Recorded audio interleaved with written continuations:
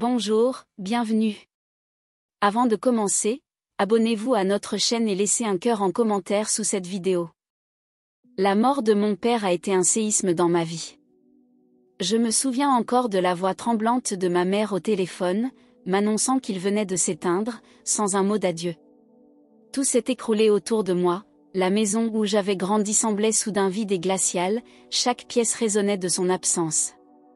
Je me sentais orpheline, vulnérable, et rien ni personne ne pouvait apaiser ce trou béant qui me rongeait. Mon mari, Thomas, a été le premier à me serrer dans ses bras, répétant que j'étais forte, que nous surmonterions ensemble cette épreuve. Dans ma douleur, j'ai cru ses paroles sincères, je me suis accrochée à lui comme à une bouée. Les jours qui ont suivi furent un tourbillon de condoléances, de papiers à signer, de rendez-vous chez le notaire, et chaque minute sans mon père me paraissait irréelle. J'ai hérité d'une somme que je n'aurais jamais imaginée, un héritage qui, pensais-je naïvement, m'apporterait seulement sécurité et stabilité. Pourtant, à peine le testament ouvert, j'ai senti un malaise que je n'osais pas nommer.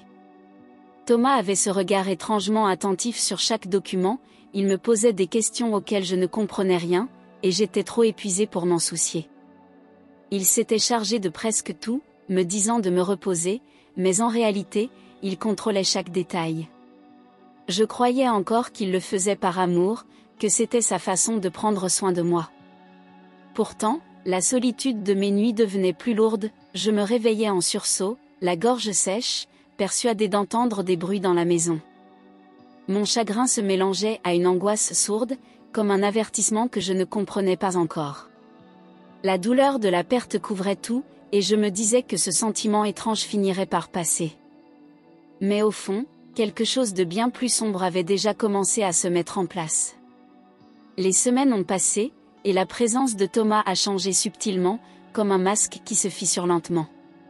Ses questions sur mon héritage étaient devenues quotidiennes, insidieuses, comme s'il tentait de dresser un inventaire de ma vie. Il m'interrogeait sur mes comptes bancaires, mes assurances, sur ce que je comptais faire de cet argent, sous prétexte de vouloir m'aider à investir intelligemment. Je sentais que ses paroles étaient trop précises, trop préparées, mais je me débattais encore avec ma peine et je repoussais ses pensées sombres. Mon cœur voulait croire qu'il était seulement inquiet pour notre avenir commun. Pourtant, ses regards s'illuminaient parfois d'une lueur qui me mettait mal à l'aise, une avidité froide qui me glaçait le sang. Il devenait irritable dès que je ne répondais pas à ses questions, et nos discussions se transformaient en interrogatoires à peine voilés. Le soir, il comptait chaque dépense, vérifiait les tickets de caisse, et quand je protestais, il prétendait vouloir protéger notre couple contre les mauvais choix financiers. Dans ces moments, il n'était plus l'homme doux que j'avais épousé, mais un étranger qui mesurait mes paroles et guettait mes failles. Je me suis mise à douter de moi-même, à penser que j'exagérais, que le deuil me rendait paranoïaque. Pourtant, chaque conversation avec lui finissait par me laisser épuisée, vidée, comme si je perdais un peu plus de mon souffle et de ma force.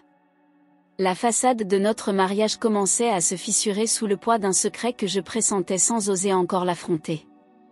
C'est alors que Denise, la mère de Thomas, a commencé à venir de plus en plus souvent chez nous. Elle entrait comme si elle était chez elle, balayant chaque pièce du regard, et ses compliments sonnaient creux, presque moqueurs.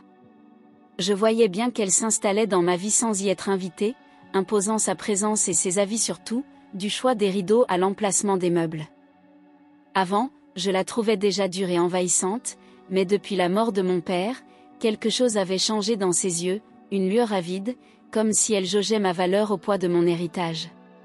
Ses visites étaient accompagnées de questions déguisées, de conseils sur comment gérer une si grosse somme, et je sentais la toile se refermer autour de moi.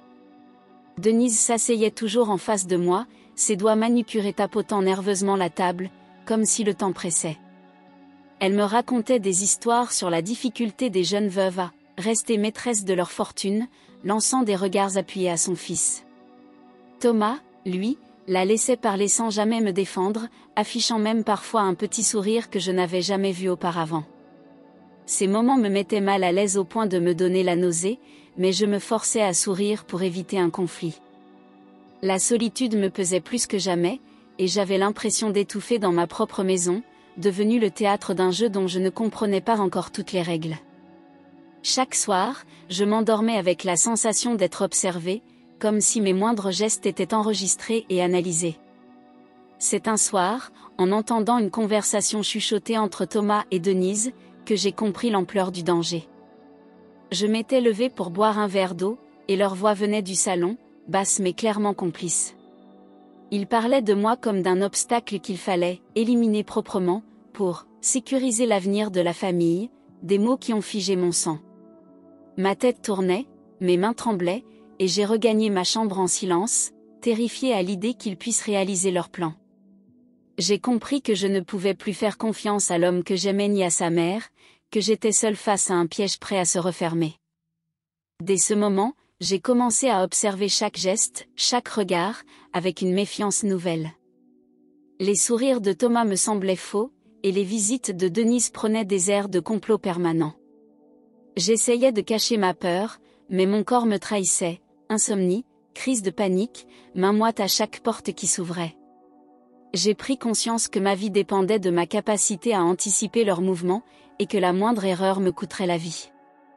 Tout ce que j'aimais était désormais teinté de menaces, jusqu'au parfum de ma maison, qui me semblait lourd et oppressant. Le dimanche suivant, Denise devait venir prendre le café avec nous, comme si de rien n'était. Thomas s'est levé tôt, s'affairant dans la cuisine d'un pas décidé, une première depuis que je le connaissais. Il insistait pour préparer le café lui-même, répétant qu'il voulait que tout soit parfait pour sa mère. Je le regardais, un nœud dans la gorge, incapable de détacher mes yeux de ses gestes méthodiques alors qu'il alignait les tasses sur le comptoir. Chaque bruit de cuillère me paraissait plus sinistre qu'un coup de tonnerre, chaque minute s'étirait dans un silence glaçant. J'ai tenté de garder une attitude normale, finissant de préparer un gâteau pendant qu'il me lançait des regards rapides. L'air était lourd, presque irrespirable, comme si la maison elle-même retenait son souffle. J'entendais les battements de mon cœur résonner dans mes oreilles, persuadé que Thomas savait que j'avais compris. Je guettais le moindre faux mouvement qui pourrait révéler mes soupçons, consciente qu'il me faudrait un plan immédiat pour survivre. Ce dimanche, tout ce que j'avais cru connaître sur ma vie et mon mariage allait basculer à jamais. Quand Denise a sonné, un frisson m'a parcouru. Thomas a ouvert la porte avec un sourire trop large, presque mécanique, et l'a accueillie comme une reine. Je l'ai observée enlever son manteau, ses yeux brillants de curiosité, puis elle s'est installée dans le salon en ajustant sa coiffure, sûre d'elle. Pendant que je découpais le gâteau, j'ai surpris Thomas verser un liquide transparent dans une des tasses, et mon estomac s'est noué. L'odeur de café fraîchement moulu flottait dans l'air, mais pour moi, c'était celle de la mort. Mon esprit criait de tout arrêter, mais je savais que s'il me voyait paniquer, je signerais ma propre condamnation. Je me suis forcée à sourire, à jouer le rôle de l'épouse aimante, alors que chaque seconde était un supplice. Je sentais la sueur perler sur ma nuque, mes mains tremblaient légèrement malgré mes efforts pour paraître sereine. Mon instinct me hurlait de trouver une solution, et vite, car le piège se refermait sur moi. Dans ce moment suspendu, j'ai compris que le moindre faux pas m'enverrait rejoindre mon père plus tôt que prévu. Denise est entrée dans la salle à manger comme si elle s'apprêtait à présider une réunion, son parfum capiteux précédant chacun de ses pas. Elle a salué d'un ton sec, ses yeux s'attardant sur la table dressée avec un mélange de satisfaction et d'impatience. Je l'ai observée prendre place, ses doigts ornés de bagues effleurant distraitement sa tasse, comme si elle vérifiait qu'elle était bien à sa place. Le soleil entrait par la fenêtre, rendant la scène étrangement lumineuse pour un moment qui sentait déjà la tragédie. Chaque bruit de chaise déplacée, chaque éclat de voix sonnait faux, et la tension me serrait la poitrine. Thomas, assis à ses côtés, jouait à la perfection son rôle de fils attentionné, multipliant les sourires et les banalités pour masquer l'ambiance électrique. Denise, elle, croisait parfois mon regard, et je lisais dans ses yeux une étrange lueur de défi, comme si elle attendait quelque chose de précis.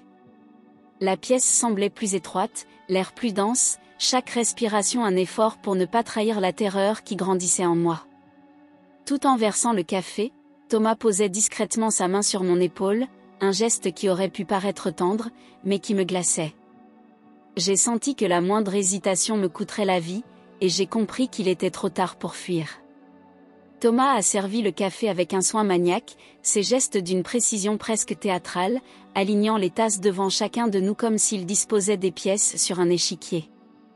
Quand il a posé la mienne devant moi, une odeur inattendue a immédiatement attiré mon attention, une note d'amande amère qui n'avait rien à faire dans du café.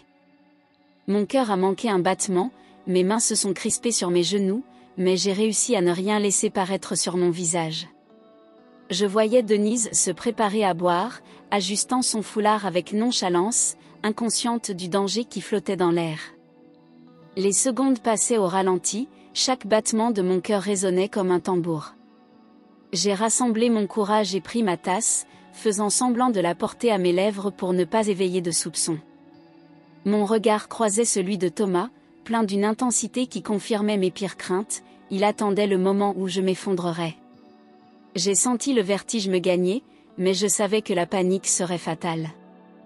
Mon esprit s'est mis à tourner à toute vitesse, cherchant désespérément un moyen de retourner la situation. Il ne me restait qu'une chance, et je devais agir avant qu'il ne soit trop tard pour moi.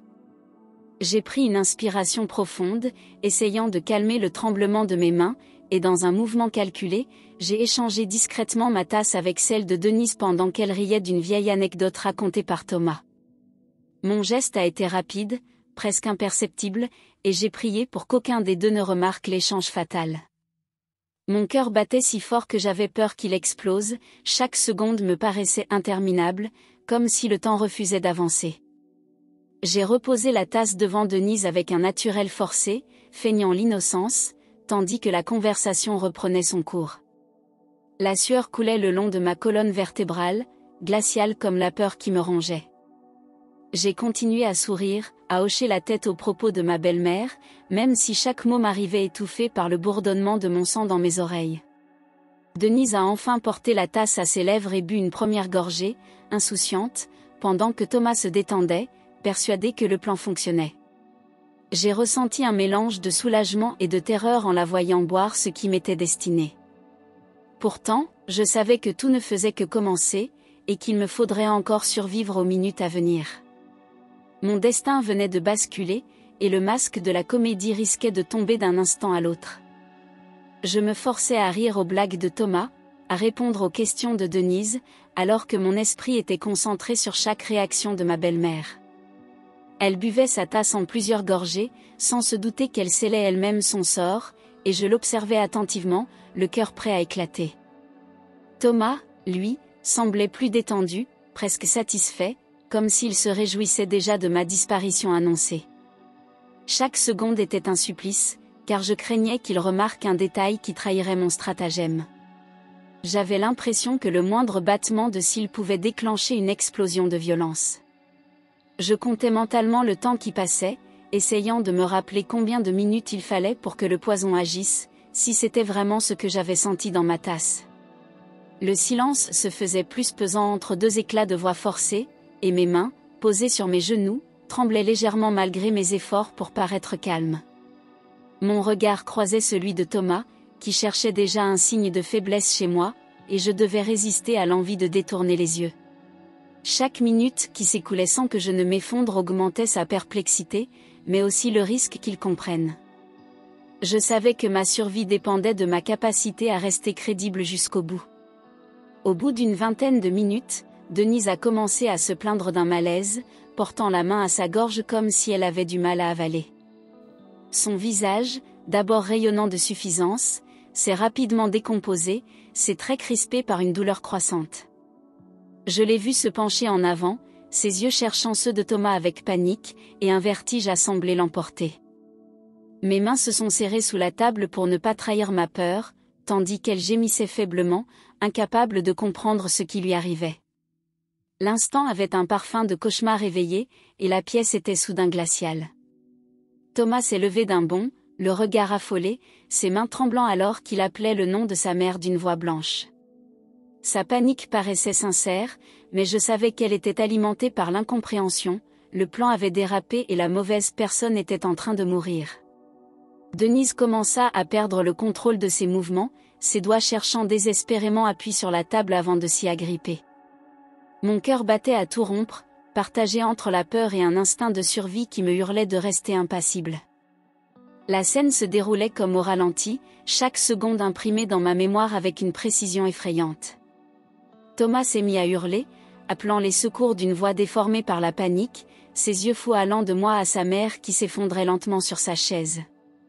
J'avais l'impression d'être spectatrice d'un drame irréel, mon propre souffle court, mon esprit cherchant à garder le contrôle malgré l'horreur. Denise s'étouffait, ses râles emplissaient la pièce comme une musique macabre, et j'ai dû lutter pour ne pas détourner le regard. Le téléphone de Thomas tremblait entre ses mains alors qu'il criait des informations à l'opérateur, la voix brisée par l'angoisse. Tout autour de nous semblait irréel, figé dans un temps qui refusait d'avancer. Je savais que je ne devais pas commettre la moindre erreur, un mot de trop, un geste suspect, et il comprendrait que ce n'était pas un accident. Je me suis forcée à trembler moi aussi, à balbutier quelques mots pour donner le change, alors que mon cerveau analysait chaque détail de la scène. L'odeur du café froid, la lumière crue du soleil sur la table, les yeux exorbités de Denise, tout me paraissait d'une précision terrifiante. Je sentais mon instinct de survie prendre le dessus, m'ordonnant de rester lucide et de me préparer aux questions qui viendraient. Je savais que le vrai combat ne faisait que commencer.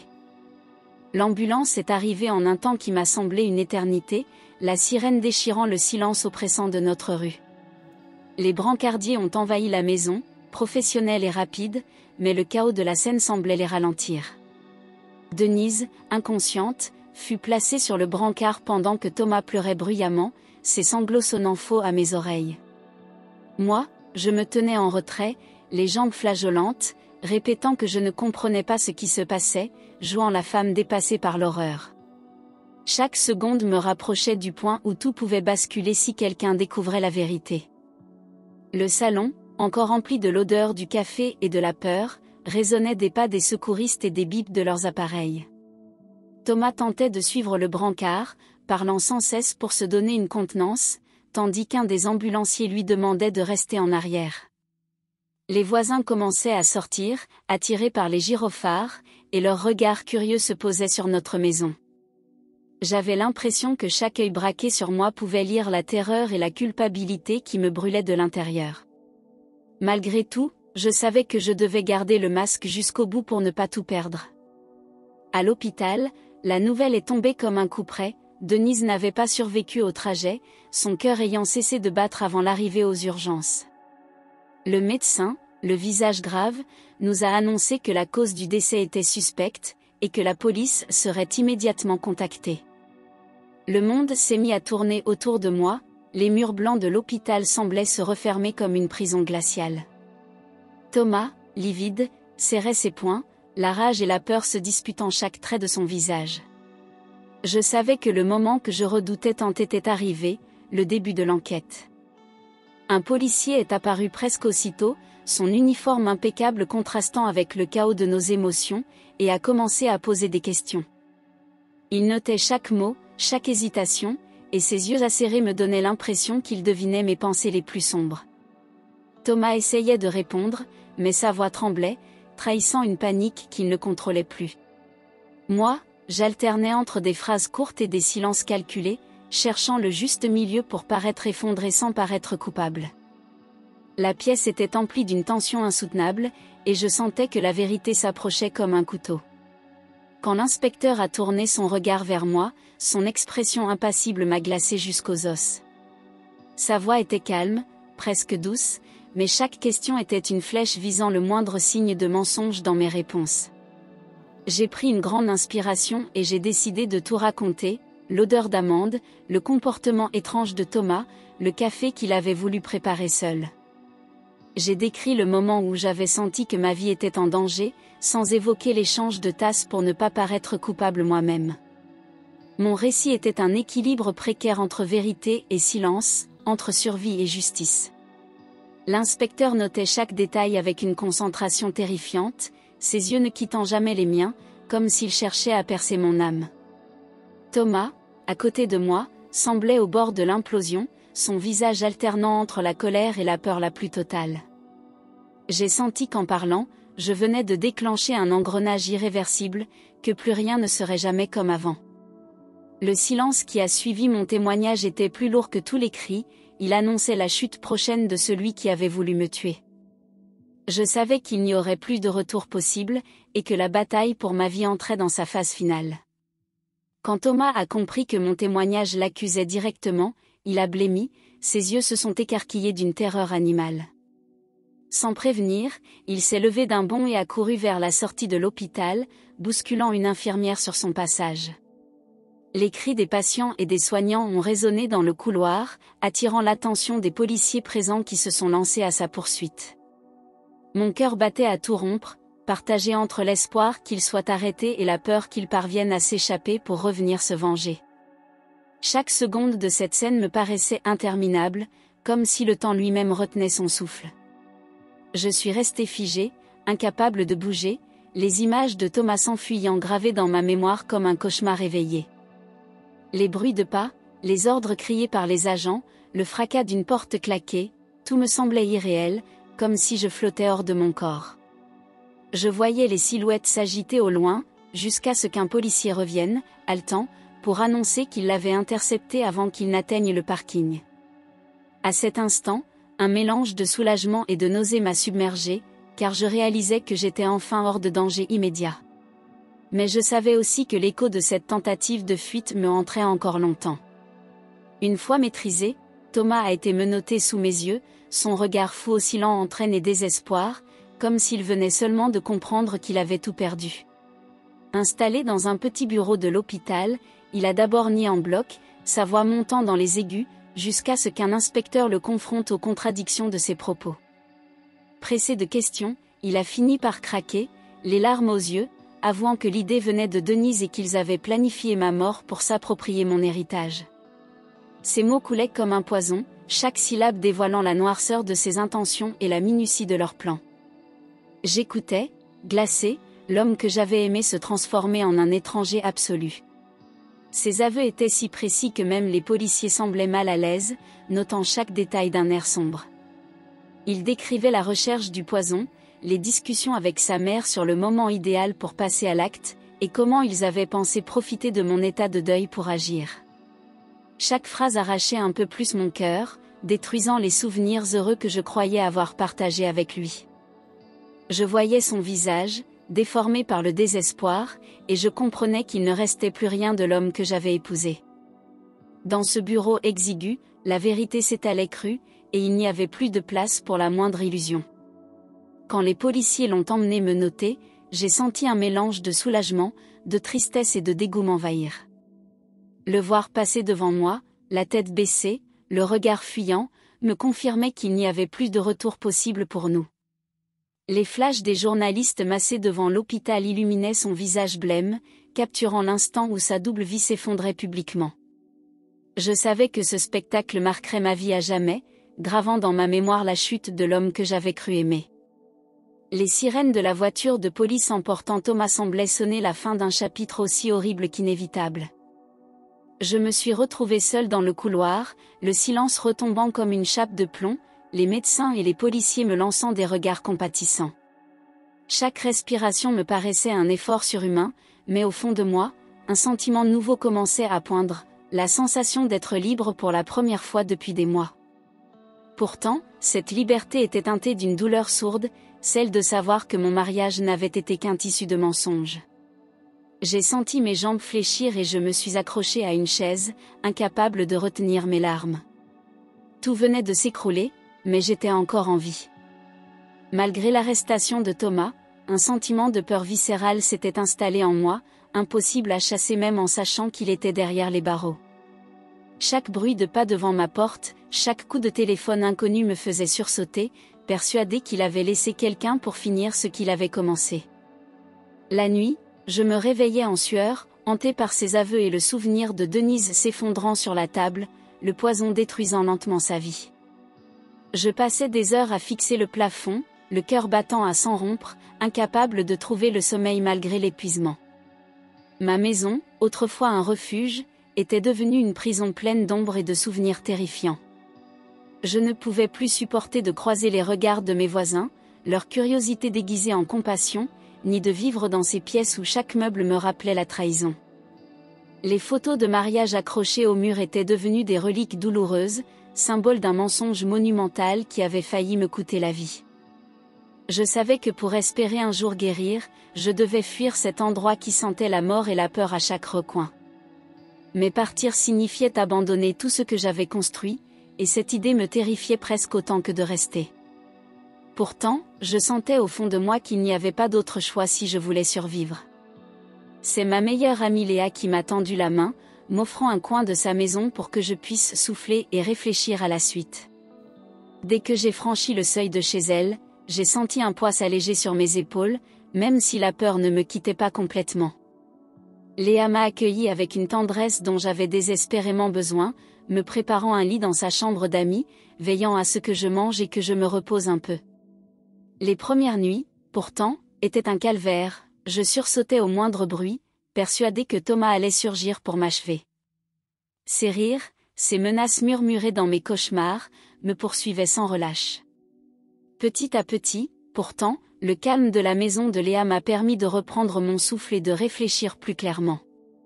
Le matin, elle me préparait un café et restait silencieuse à mes côtés, me laissant le temps de parler quand je le souhaitais. Ses enfants jouaient dans le jardin, leur rire me rappelait qu'une vie normale existait encore quelque part, même si elle me semblait inaccessible. Je comprenais que je devais tourner la page, mais je ne savais pas encore comment trouver la force de tout recommencer. Léa répétait que le temps guérirait mes blessures, mais j'avais l'impression que le mien s'était arrêté le jour où Thomas avait tenté de me tuer. Au fil des semaines, l'idée de rester dans la même ville me devenait insupportable, chaque rue, chaque vitrine me rappelait le drame et la trahison que j'avais vécu. Je me sentais épiée par les regards des habitants, comme si tout le monde connaissait mon histoire, la répétait, la déformait, et me voyait uniquement comme la femme qui avait failli mourir empoisonnée. Un matin, j'ai pris la décision de partir, de quitter cette ville qui m'étouffait, même si cela signifiait abandonner ce qui me restait de souvenirs heureux. J'ai rassemblé mes affaires en silence, remerciant Léa pour son soutien, les larmes aux yeux face à la perspective de tout laisser derrière moi. Je savais que ce départ était mon unique chance de renaître, même si le chemin vers la paix s'annonçait long. J'ai pris le train pour une ville où personne ne me connaissait, le cœur serré, mais avec un espoir timide qui pointait enfin au milieu de la douleur. En regardant par la fenêtre, les paysages défilaient comme autant de promesses d'un avenir différent, loin des fantômes qui hantaient mon passé. Chaque kilomètre me donnait l'impression de reprendre un peu de contrôle sur ma vie, comme si je m'arrachais enfin à la toile d'araignée que Thomas et Denise avaient tissée autour de moi. Je ne savais pas ce que j'allais trouver là-bas, ni comment reconstruire ma vie, mais pour la première fois depuis des mois, je me sentais capable d'imaginer un lendemain. Et ce simple sentiment suffisait à me redonner un peu de force. En arrivant dans cette nouvelle ville, j'ai ressenti un mélange d'excitation et de terreur, consciente que personne ne connaissait mon passé ici. J'ai trouvé un petit appartement lumineux dans un quartier calme, un endroit simple mais qui représentait pour moi un symbole de liberté et de renouveau. Rapidement, j'ai décidé d'ouvrir une petite boutique de vêtements, un projet que j'avais toujours rêvé de concrétiser mais que Thomas jugeait inutile. Passer mes journées à choisir des tissus, conseiller des clientes et aménager ma vitrine me redonnait peu à peu confiance en moi. Pour la première fois depuis des mois, je sentais que chaque journée pouvait m'apporter quelque chose de positif. Les débuts furent difficiles, car je doutais de chaque choix, hantée par la peur de tout perdre encore une fois. Pourtant, chaque sourire d'une cliente satisfaite me réchauffait le cœur, m'aidant à recoller les morceaux de mon âme brisée. Mes journées étaient épuisantes, mais la fatigue avait un goût de victoire, car elle ne venait plus de la peur mais de mes propres efforts. Petit à petit, mon reflet dans le miroir me semblait moins étranger, je voyais une femme forte, capable de s'en sortir seule. Cette boutique devenait mon refuge, mon espoir, l'endroit où je réapprenais à respirer sans crainte. Un après-midi d'automne, alors que je rangeais de nouveaux modèles dans ma vitrine, un homme est entré dans la boutique avec un air pressé mais un sourire sincère. Il s'appelait Marc, un avocat venu acheter un costume pour un client qu'il devait défendre le lendemain au tribunal, et sa voix posée m'a immédiatement apaisée. Nous avons échangé quelques banalités, mais très vite, la conversation a dévié sur nos vies, nos passions, comme si nous nous connaissions depuis toujours. Son regard était franc, sans la moindre trace de jugement, et cela me désarmait totalement, moi qui m'étais habituée à la méfiance. Il est resté plus d'une heure, et quand il est parti, j'ai senti que quelque chose venait de changer dans ma vie.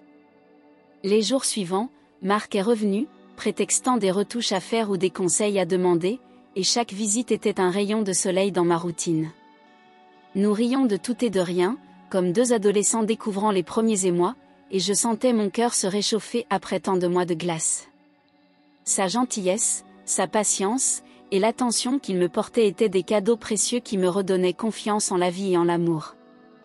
Je craignais de m'attacher, terrorisée à l'idée de souffrir encore, mais Marc savait attendre, respectant mes silences et mes peurs sans jamais me brusquer. Grâce à lui, je commençais à croire que le bonheur n'était peut-être pas qu'un rêve inaccessible.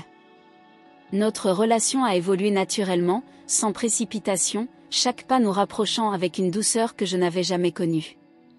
Marc était attentionné, toujours prêt à m'écouter, et ses gestes tendres me faisaient découvrir un amour basé sur le respect et la confiance, loin du contrôle et de la manipulation que j'avais subis. Je me surprenais à rire sans raison, à me lever le matin impatiente de le revoir, comme si la vie reprenait enfin ses couleurs après un long hiver. Ses mots, ses regards, tout chez lui me prouvaient qu'il ne cherchait pas à me posséder, mais simplement à m'aimer pour celle que j'étais. Avec lui, chaque instant devenait précieux, chaque baiser une promesse de jours meilleurs. Peu à peu, les souvenirs douloureux perdaient leur emprise sur moi, remplacés par des projets, des rêves partagés, des moments simples mais remplis de sincérité. Marc m'encourageait à aller de l'avant, à croire en moi, et je voyais mon passé s'éloigner comme un mauvais rêve qui s'efface au lever du soleil. Nous passions des soirées à refaire le monde, des week-ends à découvrir la région main dans la main, et chaque moment renforçait notre complicité. Je savais que je n'oublierais jamais ce que j'avais traversé, mais avec Marc, je comprenais qu'un nouveau chapitre était possible. J'étais prête à construire un avenir, convaincue qu'il existait un amour véritable, celui qui guérit au lieu de détruire. Le jour de notre mariage, j'ai senti une émotion que je n'aurais jamais cru possible après tout ce que j'avais traversé, un bonheur pur, simple, qui emplissait chaque battement de mon cœur. Entouré de quelques amis proches, nous avons échangé nos vœux dans un petit jardin fleuri, sous un ciel éclatant qui semblait célébrer notre renaissance. Je voyais dans les yeux de Marc une tendresse infinie, la promesse d'un avenir sans peur ni mensonge, et cela suffisait à effacer les ombres de mon passé. Quand il a glissé l'alliance à mon doigt, j'ai su que je refermais définitivement la porte sur la douleur pour ouvrir celle d'une vie pleine d'amour et de respect. Ce moment marquait la fin d'un cauchemar et le début d'une nouvelle aventure, une vie où je pouvais enfin être moi-même. Peu de temps après, nous avons accueilli 2 magnifiques enfants, qui ont rempli notre maison de rire et de joie, me donnant chaque jour une raison de me lever avec le sourire. Je voyais dans leurs yeux l'innocence et la lumière que j'avais cru perdue, et leur simple présence m'apprenait à pardonner à la vie ce qu'elle m'avait pris. Avec Marc, nous construisions un foyer solide, fait de confiance et de soutien, où chacun pouvait s'épanouir sans crainte. Les souvenirs de la trahison et du danger s'étaient estompés, remplacés par la chaleur des bras de ceux que j'aimais plus que tout. Aujourd'hui, je vis enfin la vie que j'ai toujours méritée, une vie paisible, sereine, emplie d'amour véritable, et je sais que plus rien ni personne ne pourra jamais m'en priver.